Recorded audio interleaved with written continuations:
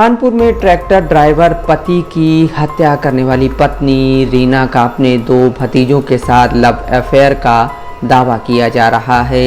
कत्ल की रात यानी 10 मई को साड़ इलाके के लक्ष्मणखेड़ा गांव में पति धीरेन्द्र पासवान को मारते वक्त भतीजे के हाथ कांप गए थे। तब रीना ने बेहोश पति का सिर चौखट पर कई बार मारा। पति की सांसें थमने के बाद ही रीना भी थमी।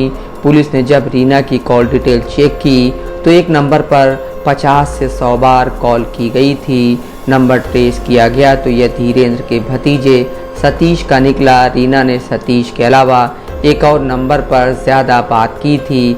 वह नंबर दूसरे भतीजे अभिषेक का था। पुलिस ने अभिषेक को सरकारी गवाह बनाया। दूसरे भतीजे सतीश और रीना को अरेस्ट कर जेल भेज दिया।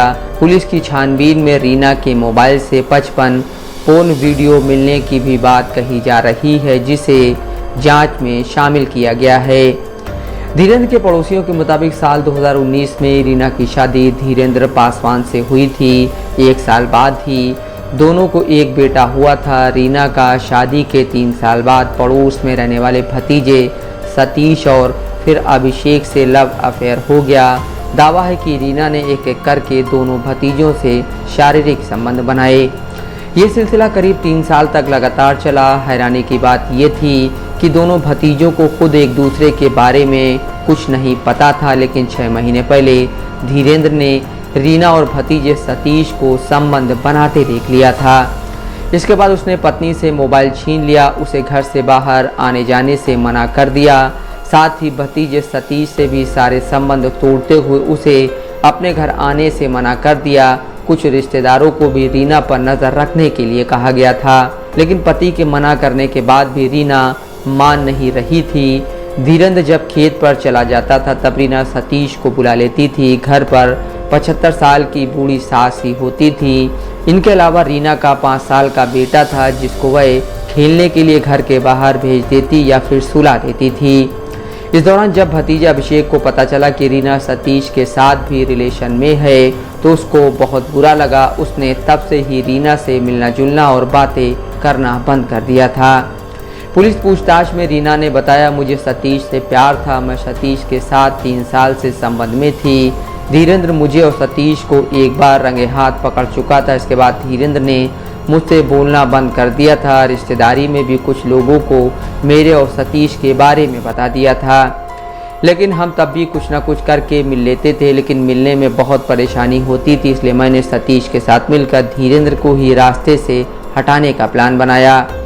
रीना के मुताबिक 10 मई की रात मैंने धीरेन्द्र के खाने में नींद की गोलियां मिला दी। इससे खाना खाते ही वह बेहोश हो गया।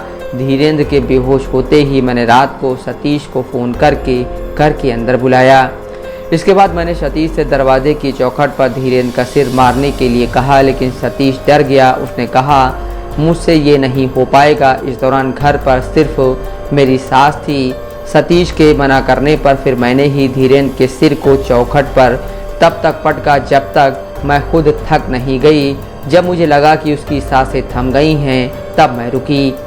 इसके बाद हम दोनों ने मिलकर सतीश को घर के बाहर पड़ी चारपाई पर लिटा दिया था और उन सारे सबूतों को मिटा दिया जिससे किसी को हम पर शक हो।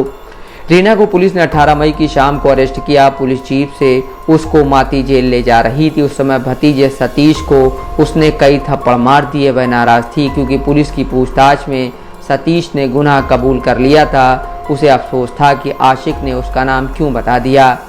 घाटमपुर एसीपी रंजीत कुमार सिंह के मुताबिक रीना और भतीजे सतीश को जेल भेजा जा चुका है। दूसरा भतीजा अभिषेक हत्या के मामले में सरकारी गवाह बन गया है।